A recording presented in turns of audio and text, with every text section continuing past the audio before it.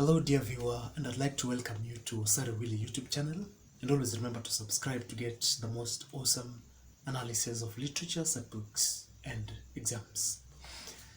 In our discussion today we're going to look at a review of 2022 K.C.S.E with an attempt to discover, talk about and look at the mistakes committed, and also to look at the main points that should have been focused on, but largely to help the present candidates master and understand how KCSE English Paper 3 is analyzed.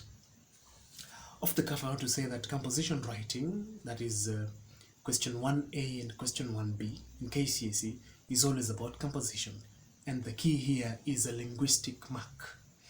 Whatever a candidate writes is judged from the linguistic point of view. How does the candidate communicate? Now, from 01 to 05 is classified as a D, 06 all the way to 10 classified as a C, 11 up to 15 classified as a B, and 16 up to 20 classified as an A. Now, normally we even have A plus, that's 19 to 20.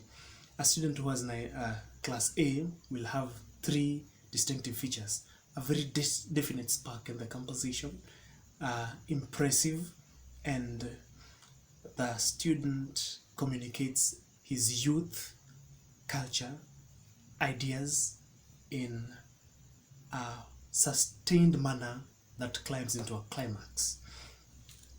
Now, a student who gets a B, that's a fluent student from 11 to 15. There is some fluency, merit ticks, pleasant, and without strain. A student who gets a C is hampered and has just some communication in the way the composition is written. And a student who gets a D is chaotic and simply the flow of thought impossible to follow. Now, most students fall in the category of 10, that is a C. But a student who follows the proper formula of writing a composition can easily climb from a C to an A by holding the interest of the examiner in such a manner that the flow of thought is easy to follow and the account is sustained into a climax in a beautiful manner. Now, the composition sometimes requires a student to begin with a particular line. The students who begin with these lines always score, but those who miss these lines, they have an automatic deduction of 2 marks, therefore moving their mark further down the drain. Most students scored well in question 1B. Why?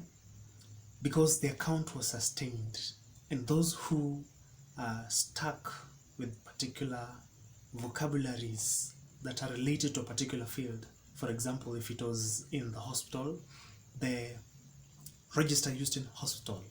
If a student stuck to the register of a particular flow, if it's a hospital, from the word goal you can see implements and instruments used in hospital, terminologies that can only be found in the hospital line. And the students who hold such account score high marks, but those who just keep their writing scattered all over, they fail to get the appropriate mark. Now, in question 1B, the candidate must follow the instruction, but the linguistic mark is the one that is marked. Many students digressed.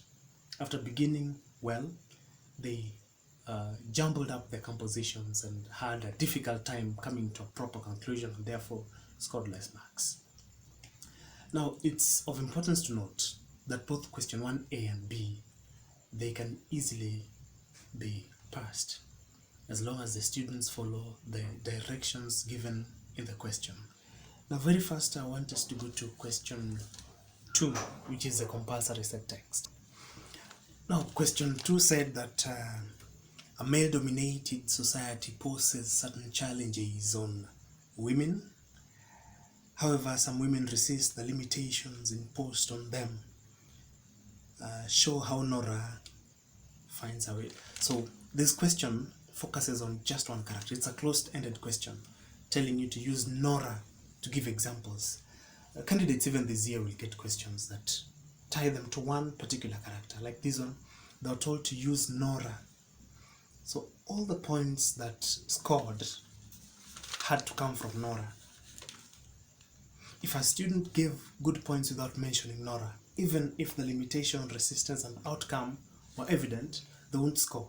So normally, it's important to advise students to underline the main ideals in a question. What does this question talk about? And then after underlining, they should know if the question is open-ended or closed-ended. If it is open-ended, they should use just the one character mentioned. For example, in this case, we were asked to use Nora. Nora was the only marking point. All points were circumnavigating around Nora because she is the main ideal in the question.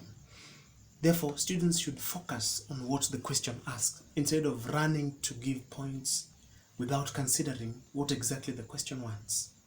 And many students who keenly look at the requirement of the questions, they succeed. This year you notice that there were a number of A's in English. It is because students have learned to follow the instruction of the examiner. If the examiner says using Nora, then stick to Nora from the beginning to the end.